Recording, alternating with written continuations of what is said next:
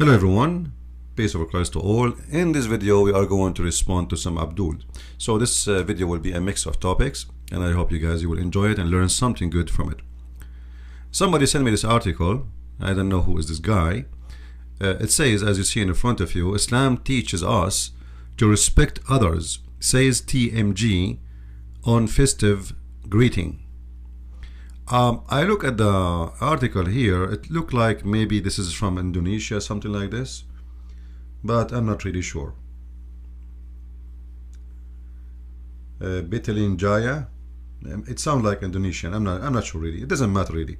The Crown Prince of Johor said Islam teaches its followers to respect others of different races and belief, and to stay away from extremism. So supposedly this is the Crown Prince of Johor saying such a thing. Well, I hope that this guy, he mean it, and he is a nice guy, and me myself, I would like to shake hands with him for saying such a statement, that he would like to be nice to me. But sadly I have to say to him, I don't know if he's lying or telling the truth about what he know, but I'm assuming that he's been honest, all right, and he is ignorant. So sadly I have to say to him, Mr. What's his name again? Whatever your name, anyway, Sultan, I guess this is his title, right? Yeah, TMG. Whoever told you this is a liar. Islam does not teach to respect others. Islam teaches you to insult others, and not only to insult them by words, but to harm them physically to the point you are allowed to murder them. So this is absolutely a false statement. Either this person, he never studied his Quran and his religion, or he is being hypocrite because he have relationship with many in the country, and he don't want to create a chaos and say the truth. Sometimes the truth cause a problem. So many these days, they are politically correct, and they prefer to say things which will cool things down better than saying the truth, and the truth can cause a war. But this is true? Just a few days ago, we have someone like Zakir Naik, as you see in the screen. He said, wishing Christians Merry Christmas is a sin, worse than murder. Oh boy. Just wishing Christians Merry Christmas is a big sin, to the point a Muslim killing a Muslim is a lot better as a sin in the front of Allah from saying Merry Christmas to a Christian person. And here I ask myself, well, if the Muslims are being ordered to be nice, and the Muslims are they want to spread peace, and like all this propaganda which is absolutely false and lie, why saying Merry Christmas is a big problem for Muslims, and it is even more than a murder. When you say that killing a Muslim killing a Muslim, not just killing Muslim, even if you kill a Muslim, is a lot better for Allah from saying Merry Christmas to a person. That means this is a very, very much hate Allah he have for the Christians. So this God, obviously, he hate the Christians, and he don't want any good relationship between the Christians and the Muslims. And that goes for every other belief, not only the Christians, Jews, Buddhas, Hindus, and we saw through years and years and years in history that Muslims always assault other religion, attack them, kill them, murder them, kidnap their women, take their money. And not only Muslims today, they do that until now, every second, every hour, and they have no problem to murder children in the Christmas market, going over them by their trucks. We saw that Muhammad is doing the same. So if we ask the Muslims, was Muhammad a good Muslim or he was a fake Muslim? You say, they say to you, Al-Qaeda does not present Islam ISIS does not present Islam. Islam is hijacked by etc. But Muhammad himself was a big fat terrorist, my friend. So let us make it short. How much nice Allah to the Christians. In chapter 98 verse number 6, the Quran says, remember, the Quran says, let me turn Twitter off so we can read together. Alright? Who said what he said? The Quran. So don't accuse the Christian Prince of saying things he did not say. I'm just reading for you the Quran. Lo, those who disbelieve among the people of the scriptures, which mean the Christians and the Jews specifically, and the idolaters. So if you are not a Christian or Jew, you are included. Don't be sad. You will go and stay in hellfire forever. Okay, that's a good news. What else? And they are the worst of created beings. So what do you mean we respect others? So if I see you, Mr. Sultan, I say to you, you are the worst of mankind, and that is respect? Is that the respect you are talking about, that respect the other people believe? Obviously what you are saying to us is absolutely false. It's a lie. Not only they are wrong, they will go to hell. No. They are the worst. Actually, the worst here is not correct translation. The word in Arabic is shar, which means they are the evil, the worst evil of what is created. Not only between a human, even between animals. Sharul bariya, as you see here in Arabic. The word shar means pure evil. Alright? Let us change the translation and see if the translation will change. Because you know the Muslims, here we go, fast translation again, the worst of men. It doesn't say that. It doesn't say that. Fast translation. Muhsin Khan. It doesn't say that. It doesn't say the worst of the creatures. It says the worst evil of the creatures. Like we cannot even find one correct translation. It looks like those Muslims, they don't translate the Quran, they copy each other. You know what I mean? They have fake translation. They change few words in the translation and they make it that he is the one who translate the Quran. And then they make a new copy of the Quran, because look, they are copying each other. When none of this is saying that. None. However, the Quran full of verses is speaking about how much Muslims they should hate non-Muslims. As an example, if we go to Ibn Kathir, chapter 9, verse number 29 and 28. 28, you know, it says that in al-mushrikeen najis. The Muslim translate the word najis as impure. The fact this is false. It's not impure. Najis is more than impure. Najis means that you are filthy, and no shower in the world, and no water, and even if you take a shower with perfume, you are filthy. So the impurity here is about you being so much filthy to the point nothing can wash your filth. So Allah, He established the no-go zone. You see, many they say to you, when they heard about no-go zone in some places in Europe, the Muslim practicing the Sharia law, you know, and I wish they would try that in my area. Then we will see how the no-go zone will work.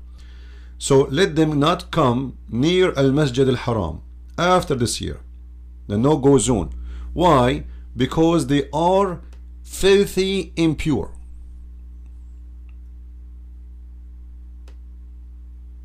Let us adjust. They are what? They are filthy impure. So we establish a no-go zone. So where is the respect? Imagine somebody want to go in that area. You say to him, no, you cannot go. Where are you going? You are filthy. We have no-go zone for filthy people like you. You are a disgusting creature. You are the worst of evil creatures. You are filthy, you are dirty, you are najis. And we have no-go zone sign. And we showed you many times before that the Muslims, they have literally, when I say literally, no-go zone sign. Here, if we type Muslims only, alright, and we click at images, do you see it? No go zone. No go zone. Muslims only. If you enter the wrong road, your life is in a threat. They can kill you. Your blood is free because you are making their land dirty. So there is 2 cities in Saudi Arabia. No one can enter them unless he is a Muslim. That is Al-Medina, which Muhammad, he hijacked the city. He changed the name from Yathrib and he make it Al-Medina, and the city of Mecca. So yes, there is no go zone. That is Islam, my friend. That's absolutely Islam. Non-Muslims, Muslims. So when a stupid guy says to you, Muslims don't practice that, this is stupid, this is silly, this is etc. It exists in a government. You have an ambassador in your country, you're ignorant, and this is real. So don't tell me ever about the no-go zone. It's not real. And don't tell me ever that Islam respect others, as this guy, this gentleman, trying to fool us with his statement. Now, the last topic I want to talk about, I'm trying to make this video short. Already it's 11 minutes. Mr. Aqil, he agreed to debate me, but he is saying next week he is going to move with his 4 wives out of his house, and he don't know when he is going to get the internet. And he pray to Allah that before the end of January he will be able to debate me.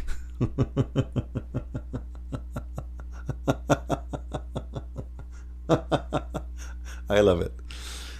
You know, I was afraid really that the Muslim Abdul, or all the Abduls, they will put the conditions on me the same as Muhammad put conditions on the Christians. Muhammad, in chapter 3 verse number 61, Muhammad, he put the conditions on the Christians. What was the conditions? If anyone dispute in this matter with thee, now after full knowledge has come to thee, say, come, let us gather together, our sons and your sons, your women and our women, ourselves and yourself. Then let us earnestly pray and invoke Allah to curse the one is lying. So I was afraid that they will say to me, Christian Prince, if you want to debate us, you have to bring your sons and our sons, your wives and our wives, your grandmother and our grandmother. They know I am single, right? But just to show you that this cowardness behavior is a habit in Islam. Is what? It's a habit. Zakir Naik, he ran away from me. Shabir Ali ran away from me. And this potato, I'm not even debating him. I'm going to spank him. I don't debate Muslims. Seriously, I spank them. The same as I spank Muhammad. Do you know what this story here? Same exact story. Christian, they challenged Muhammad to debate them. You don't believe me? Let us read the interpretation for the verse. This is the interpretation of the verse made by the scholars of the Muslims, as you see in front of your eyes. Okay? I hope the text is clear. And whoever from amongst the Christians dispute which you concerning him after the knowledge, etc. So a bunch of Christians, they came to Muhammad to debate him.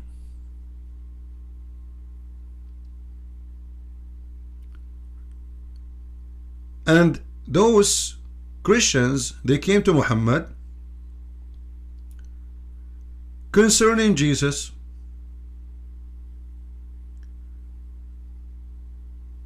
And the funny, Muhammad himself is the one who asked them to talk to him. But when they ask him a question, look what Muhammad said. The prophets had called upon the Najran delegation. Those are a group of bishops, not just a kid. All right, those are not just the Christian people walking in the street. Those are the church leaders in Najran.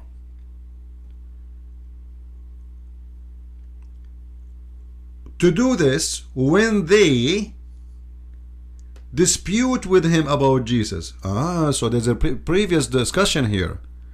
Those people of Najran, they are debating Muhammad about Jesus. They said,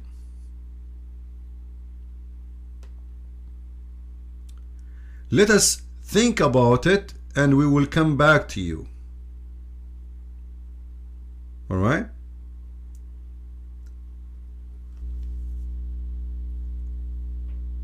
What we will think about it and we'll come back to you? Muhammad is inviting them to bring their wives and their children all the way from Najran, all the way from Najran to debate Muhammad. How they debate? By bringing your children and our children, your wives and our wives, and let us invoke and curse the one who is lying. So there's no debate. It's a cursing party. And just to show you that Muhammad is a stupid idiot, if somebody like now this Abdul, let us say Zakir Naik, he is debating me. If he is debating me and he says to me that Muhammad is a prophet, he is not lying. He is wrong, because lying is you say something you don't believe in. You don't believe it's true. This is not a lie. This is wrong. Lying is you know that this is not true, and then you claim it's true. So here you will see the stupidity of the Quran maker and Muhammad. He cannot debate the Christians, so he come with the conditions. He come with the condition. And what is the condition? Let us do this, you know. You have to bring your wives and I bring my wives. And the funny here, I find it very funny and very stupid. Those are bishops and they don't have wives and they don't have kids. But here actually the story happened in a different way. You see it here in Asbab al-Nuzul. Two monks of Najran came to see the Prophet, Allah bless him, and gave him peace. And he invited them to surrender to Allah. One of them, he said, well, we surrender to Allah before you. For sure, he is here. This is not a correct word. Here he's saying we surrender to God long before you. He said, you lie. Three things prevent you from surrendering to Allah: your prostration before the cross, your claim that Allah has a son, and your consummation of wine. They said, what do you say about Jesus? Here we go. The Christians are hitting back. Look, Muhammad is going to the hive to steal the honey. Muhammad, he put his hand there. He think it's easy. It's easy. I will steal the honey. And then they ask him, okay, hold on. What do you think about Jesus? The Prophet, Allah bless him and give him peace, did not answer. But then this verse was revealed.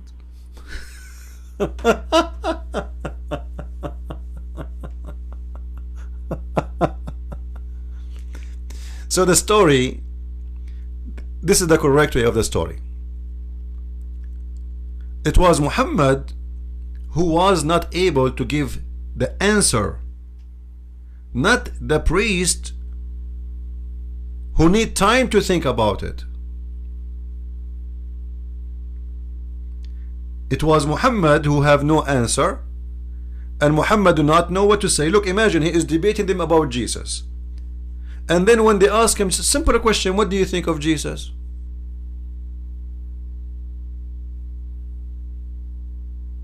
The Prophet did not answer, which means Muhammad, he have no answer until that moment about Jesus.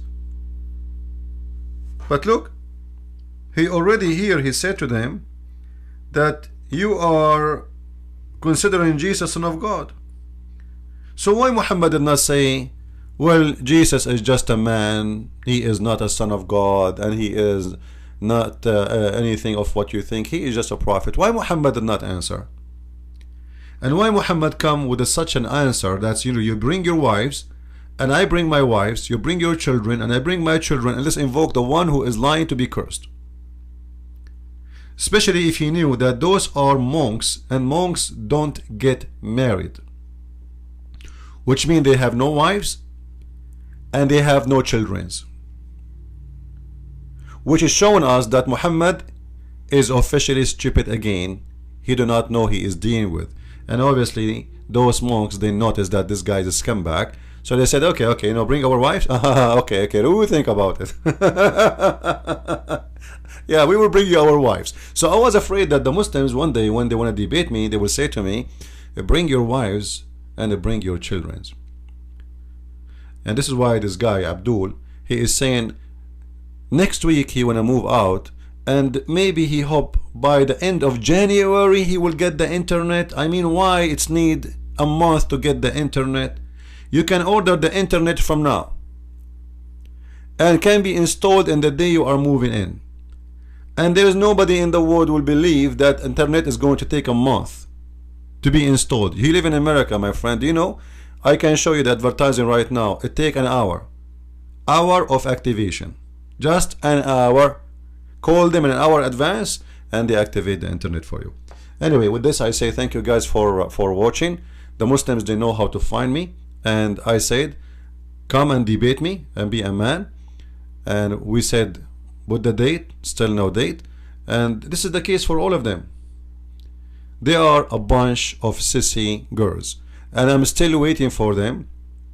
You know, we made before a challenge to what his name,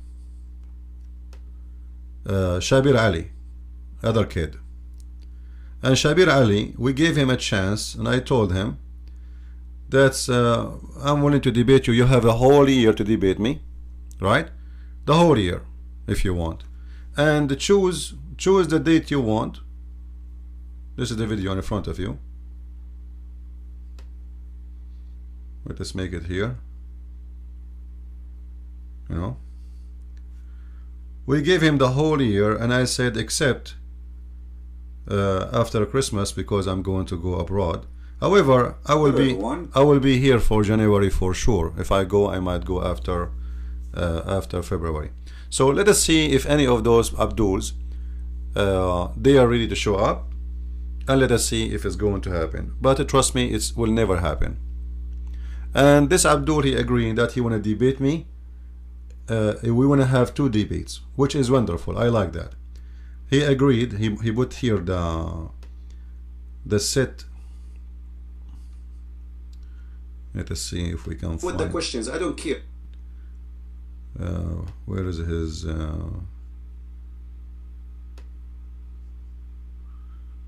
Usually in YouTube it show you. He said something in his video. He said, look like Christian Prince, he don't watch all my video. Absolutely, I don't watch your video, all of it. It's a video of kids. I have no time for it. Okay, this is what he posts for us. So there is 2 debates, one for him about asking me questions about the Bible, and one for me. So that's wonderful, actually. I'm happy that he decided to do though, because look like he's trying to prove that he's a man, but he's not. So we will have, you know, we can have a debate for 3 hours, an hour and a half for him about the Bible, and right away, because obviously it take him long time to establish a debate. We are talking about debating for almost more than a year actually, and it will never happen. I don't believe it's going to happen. So as long as it's going to happen as he claimed, let us do it both. So he agreed of 2 debates. All right, one is about the Bible, and this is the first one, and the second one, it's my topic. Well, my topic is very simple. Muhammad is a false prophet. As simple as that. So we will have an hour and a half, if he ever show up, about the Bible, and an hour and a half about Islam, and let us have fun. Now if you think any Muslim will ever debate me and will show up, let me know.